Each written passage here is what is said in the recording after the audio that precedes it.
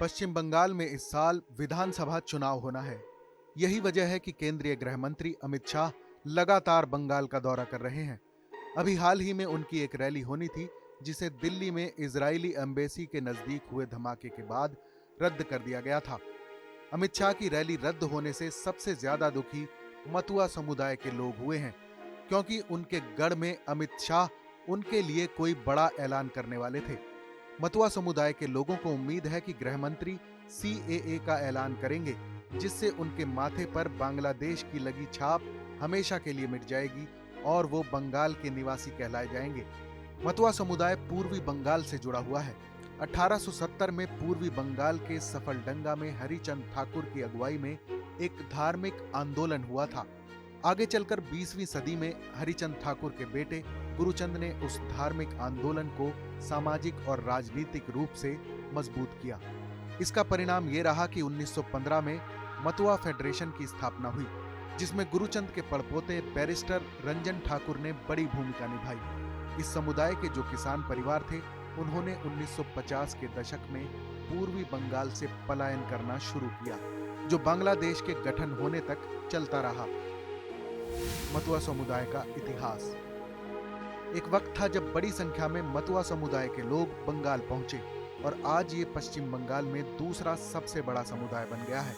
मतुआ लोग उत्तर और दक्षिण 24 परगना जिले में बड़ी संख्या में हैं।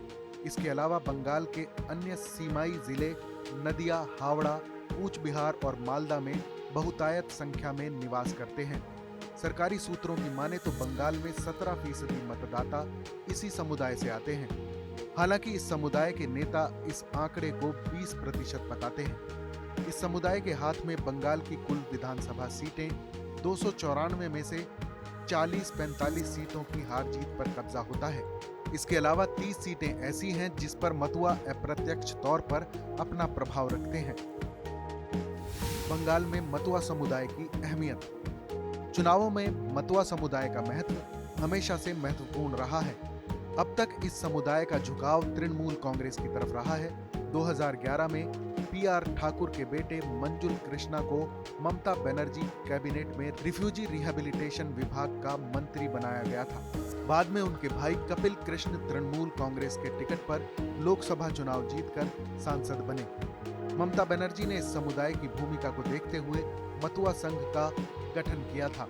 पीआर ठाकुर की पत्नी बीना पानी देवी से अब बीजेपी मतुआ समुदाय को लुभाने के लिए सीएए को अपना कारगर हथियार बना रही है।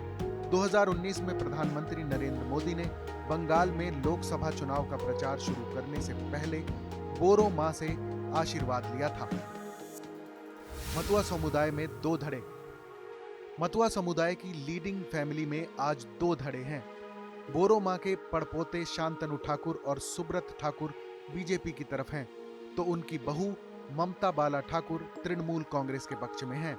कई वर्षों से मतुआ समुदाय नागरिकता कानून में संशोधन की मांग कर रहा है। इसके प्रावधान शरणार्थियों को नागरिकता लेने में कई परेशानी खड़ी करते हैं। एनआरसी ने उनका डर और बढ़ा दिया है, लेकिन बीजेपी मतुआ समुदाय के इस डर को दूर करने के लिए सीएए पारित कर चुकी है। मतुआ समुदाय को अमित शाह से आस। बंगाल में सीएए कब लागू होगा, इसे लेकर मतुआ समुदाय में घोर भ्रम की स्थिति है। इसी भ्रम को दूर करने के लिए मतुआ लोगों के इलाकों में अमित शाह की रैली प्रस्तावित है। मतुआ समुदाय के लोग चाहते हैं कि गृह मंत्री की ओर से उन्हें सीएए पर कोई ठोस आश्वासन मिले, जबकि ममता बनर्जी सीएए के नाम पर एक अलग राजनीति शुरू कर चुकी है। अभी हाल ही में बोंगांव में एक रैली में उन्होंने ऐलान किया कि बंगाल की सरकार मतुआ लोगों को भारतीय नागरिक का दर्जा दिलाएगी। गृह मंत्री अमित शाह से सीएए को लेकर मतुआ समुदाय की इस आस पर क्या है आपकी राय, हमें कमेंट करके जरूर बताएं।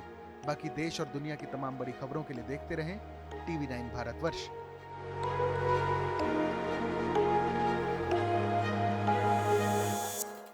परवाह देश की, सोमवार से शुक्रवार रात 10 बजे TV9 भारतवर्ष पर।